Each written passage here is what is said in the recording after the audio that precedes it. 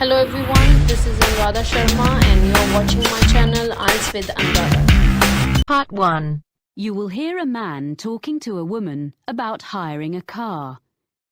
First, you have some time to look at questions 1 to 5.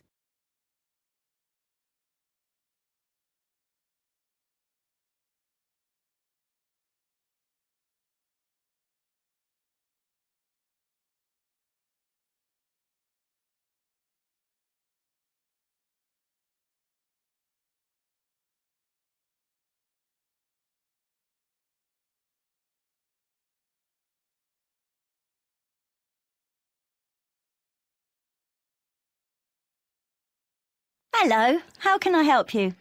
Hi, I'm Carlton Mackay, and you booked me some flights recently to Australia and some internal ones? Oh, yes, Mr. Mackay. I remember you now, of course. Well, I find I'm going to need car hire while I'm in Sydney after all. I think you said you could recommend a good value company? Yes, that's right. Cost-wise cars. They're very good and don't charge lots of extras.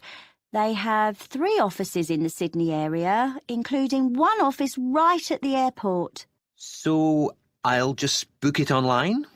Yes, you can book online, but you should have their phone number too, just in case. Of course. That's 1800 705 639. It's on the website, and you can get a discount if you quote your booking reference from us. Oh, what's that? I mean the one you got from me when we booked your flights. I have it here. 743002. Oh, thanks. I guess I've got it at home, but I'll write it down again in case. A discount is good. So, where exactly is the office? I'll be coming to the domestic terminal from Melbourne. It's immediately outside the international terminal. OK. And another thing I want to check is, will they be open when I arrive, or is it just office hours? Well, they open at 7:15 and close at 6:15 in the evening. So let's see. You're due to land at 6:10. By the time you've collected your bags and so on, which will take a little while, they won't be open. But if you arrange it in advance, they can wait for you. You do have to pay an extra $30 for that, though. OK.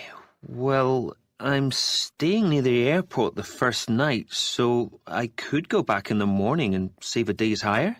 Yes, that'd be better. That'd save you about $50. Do you know what kind of cars they have? Quite a variety, I think. The best value should be under $60 a day, with luck. That would be the Echo, I guess. Sorry? ECHO. Like when your voice bounces back?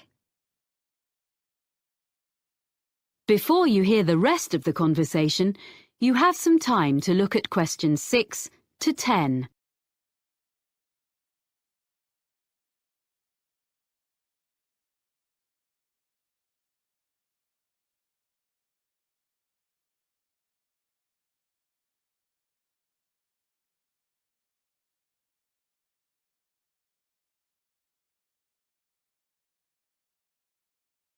I suppose I have to book online before I leave? That's the best way.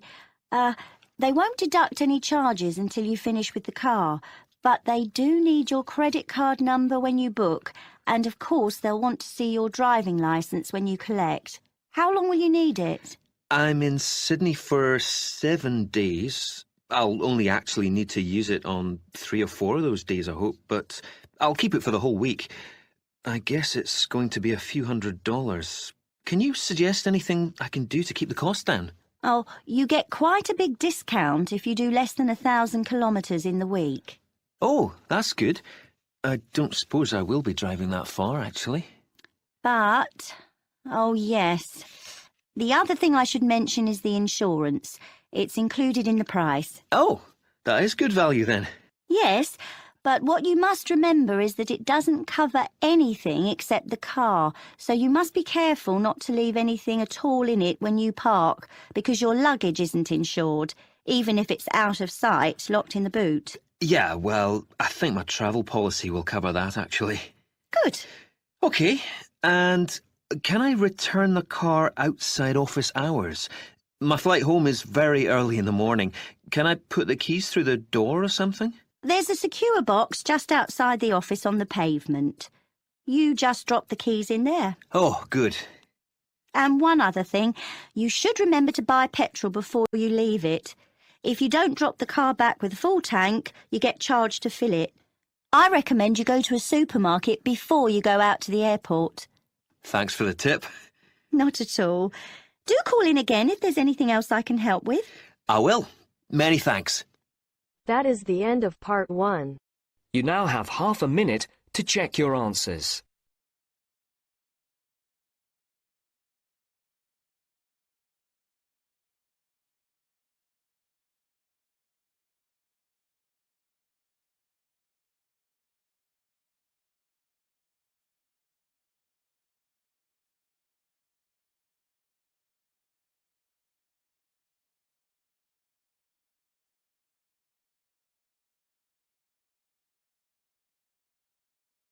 Now turns to part 2. Cut 2. You will hear an extract from a talk about employment interviews. First, you have some time to look at questions 11 to 14.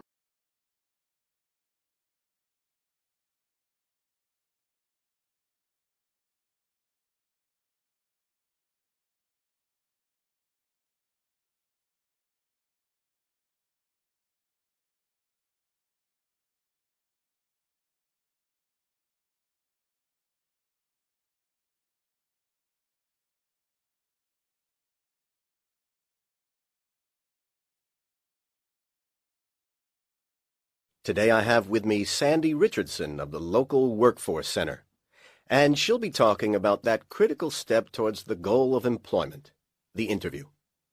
Sandy, what is an interview for, and what's the best way to approach it? A job interview is simply a meeting between you and a potential employer to discuss your qualifications and see if there is a fit. The employer wants to verify what they know about you and talk about your qualifications. If you have been called for an interview, you can assume that the employer is interested in you. The employer has a need that you may be able to meet, so it's your goal to identify that need and convince the employer that you're the one for the job. As everyone knows, interviews can be stressful, but when you're well prepared, there's no reason to panic. Preparation is the key to success in a job search, and you can begin by collecting together all the documents you may need for the interview, such as extra copies of your resume, lists of references, and letters of recommendation. You could also take some work samples, selecting from what you have designed, drawn, or written, for instance. And make sure you have a pen and pad of paper for taking notes. The next step is to find out about the post. The more you know about the job, the employer, and the industry, the better prepared you will be to target your qualifications. Always request a job description from the employer and research employer profiles at the Chamber of Commerce or local library. You could also try to network with people who work for the company or with employees of companies associated with it. The next step is to match your qualifications to the requirements of the job. A good approach is to write out your qualifications along with the job requirements. Think about some standard interview questions and how you might respond. Most questions are designed to find out more about you, your qualifications, or to test your reactions in a given situation. If you don't have any experience or skills in a required area, think about how you might compensate for those deficiencies. Before you hear the rest of the talk, you have some time to look at questions 15 to 20.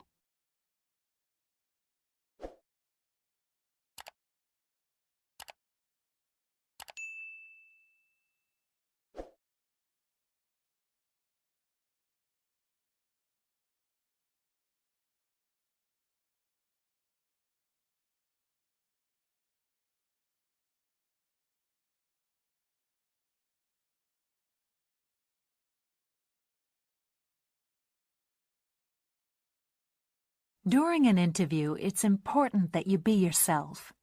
Get a good night's sleep and plan your travel to be there in plenty of time so that you're not arriving out of breath with 30 seconds to spare. Don't, though, present yourself for the interview too early, 10 minutes at most. In the interview, listen carefully to each question asked. Take your time in responding and make sure your answers are positive.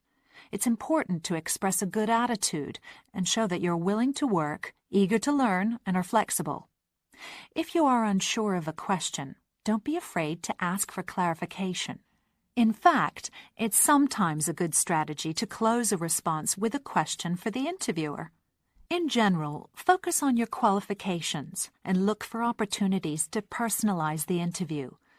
Briefly answer questions with examples of how you responded in comparable situations, from either your life or previous job experiences.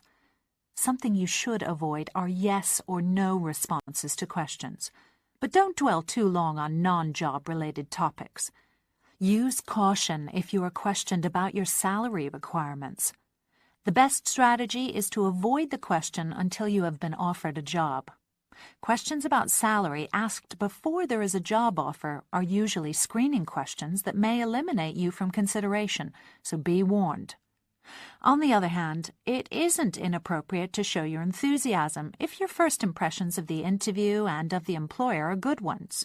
So, if the job sounds like what you are looking for, say so. Keep in mind that the interview is not over when you are asked if you have any questions. Come prepared to ask a couple of specific questions that again show your knowledge and interest in the job. Close the interview in the same friendly, positive manner in which you started. When the interview is over, leave promptly. Don't overstay your time. Think about the interview and learn from the experience. Evaluate the success and failures. The more you learn from the interview, the easier the next one will become. You'll become much more confident. To close, here are a few more tips. First, maintain good eye contact throughout the interview and be aware of nonverbal body language. Second, dress a step above what you would wear on the job. Go to the hairdressers, have a shave, etc. Remember that your appearance is a key indicator of whether you have the right attitude, so it can pay to give some thought to how you look. And finally, don't be a clock watcher. That is the end of part 2. You now have half a minute to check your answers.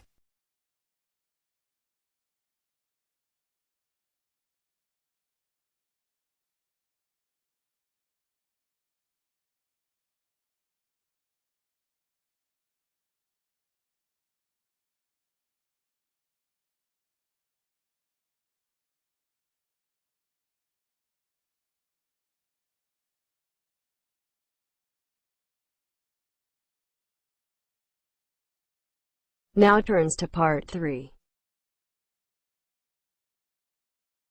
Part 3. You will hear a student of landscape architecture discussing a project with his tutor. First, you have some time to look at questions 21 to 24.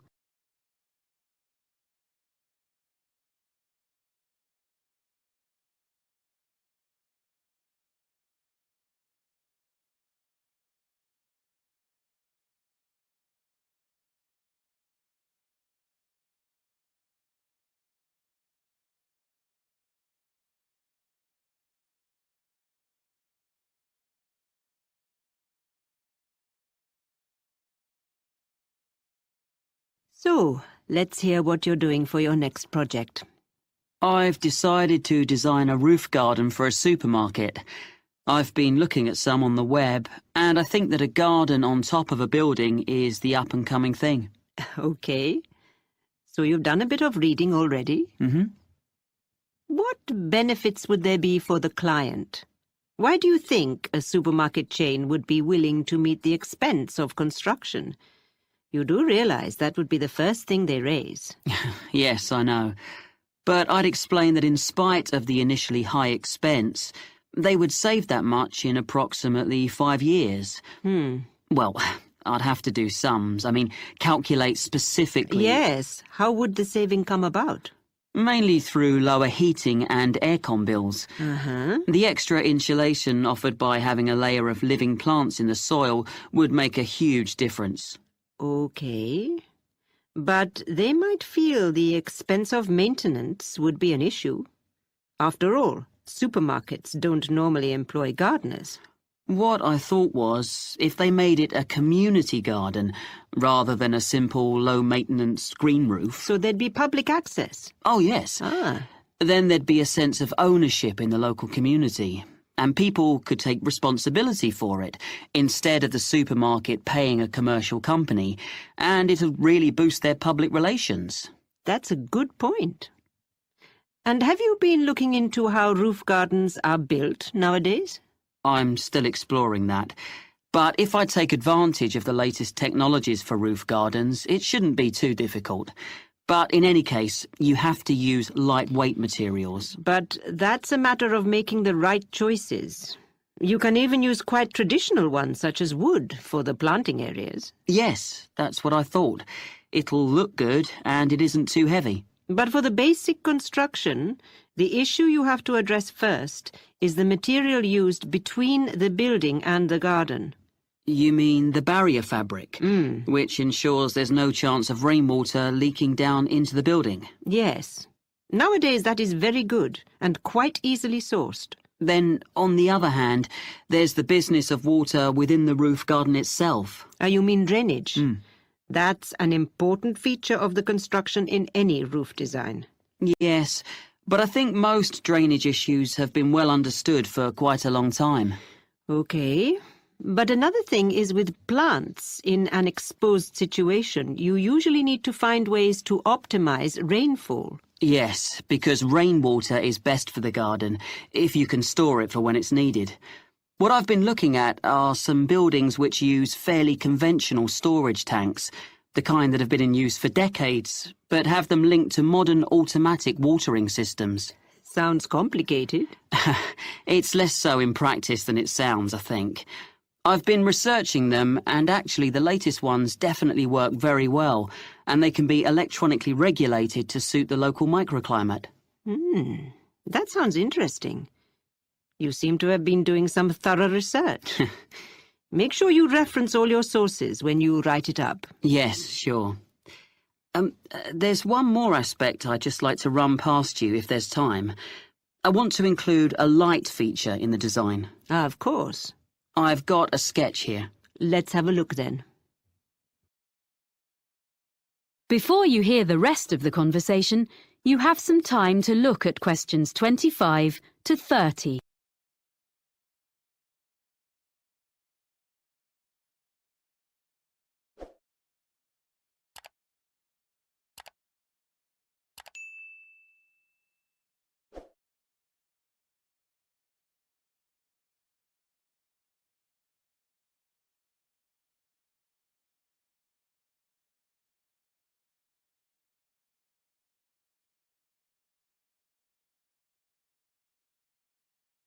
Well, I was really impressed by something I saw on a roof in Cornwall, and I'd like to design something similar. You have an area of planting, and I'm thinking of installing this lighting in an area filled with low-growing evergreen shrubs. You'd have to have lights and things well away from anywhere children might be. But I can see this could be very effective, if a bit complicated. How would it work? On this drawing, this is a section view. You have this low wall on the right. Yes, that's it. This is just one element, and these areas would be repeated all round the planted area. I think this will probably be a wooden wall using reclaimed timbers with an angled ceramic top surface. Perhaps even ridge tiles, like they use on roofs? Ah, yes. That'd be just the sort of thing. And that'd make it weatherproof. And then the heavy-duty electric wiring comes up through the floor just outside the planted area and into the wall. Then it's brought through to a projector low in the side of the wall, and that sends a beam of light along the fibre optic cable. So there's no electricity in the actual lights. The fibre optic goes across the surface of the soil in the planting area. Yes, that's the beauty of it. The shrubs will soon grow to cover it up, of course. And then the cable goes past a wooden post, which is between the shrubs and can be a support for them as they grow bigger, and then runs up into each element of the installation. So the light beam is carried up to the top of each element and illuminates a kind of conical glass cap? I see. Is that the bit which would glow in the dark? Yes. And what's the cap supported on? Is it a wall? No, it's a slender acrylic rod, like the stem of a flower or mushroom, which the cable runs up inside of. Well, I'll be interested to see the final drawings. Oh, thank you. I'm looking forward to putting it all together. That is the end of part 3. You now have half a minute to check your answers.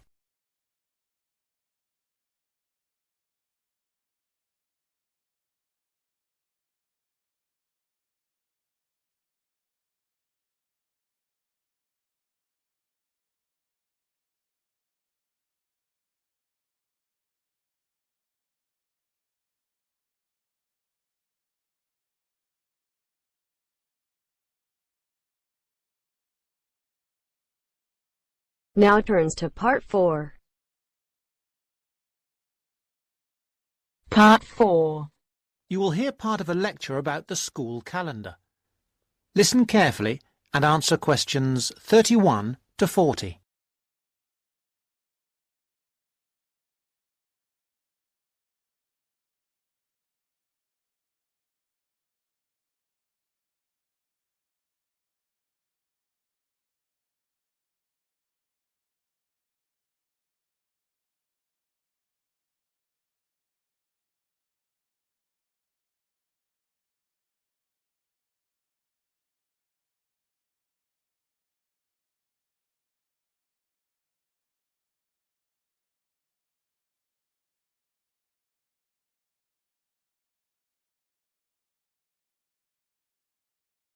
So, having seen that the six-term system has passed the test of cost-effectiveness, we can move on to the educational aspects of this arrangement. Firstly, all the terms would be approximately the same length.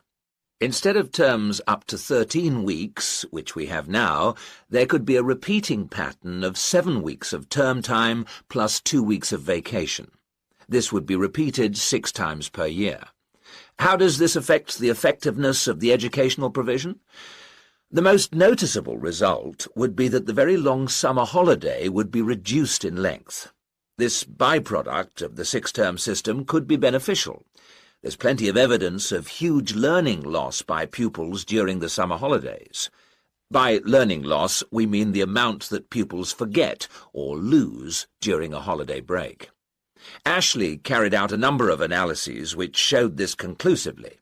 He investigated 39 studies examining the effects of summer holidays on standardized test scores. His analyses indicated that summer learning loss equaled 2 weeks to 7 weeks of instruction. On average, children's test scores were 3 weeks lower than when they left school in the previous term. He also found differences in the learning loss effect according to subject. The subjects he analysed were reading, writing and maths, and he found that the effect was greatest in maths and reading. Furthermore, although all social groups experienced roughly similar learning loss in the field of maths, the studies found that disadvantaged children showed even greater losses in reading skills.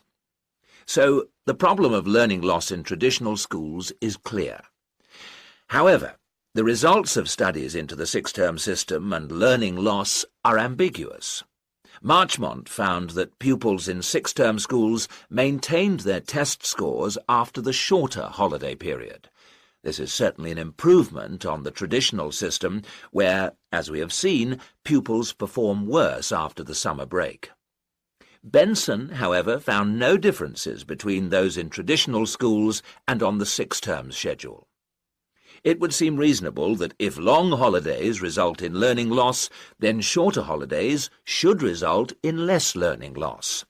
So we await the outcome of further studies. Historically, of course, everyone knows the reason for our system of 3 terms per year. In days when agriculture was of much greater importance in our working lives, it was essential that the children helped with the harvest. Later on, this changed, and more people moved into the towns. But then there was a new problem. Before air conditioning, it was very impractical to try to teach children in the summer months. Nowadays, that's no longer a barrier. One way of providing something different is the summer school. Here, there is a completely different kind of educational provision. Cooper and others investigated 93 summer schools and the results they achieved. They all had a positive effect on learning. Most summer schools, of course, have small classes, and class size was shown to have a positive effect. Additionally, summer school children usually benefit from a great deal of parental support, not least because payment of fees is involved, and this, as so often, was shown to produce very good outcomes. Results were most impressive, in maths in general. That is the end of part 4. You now have half a minute to check your answers.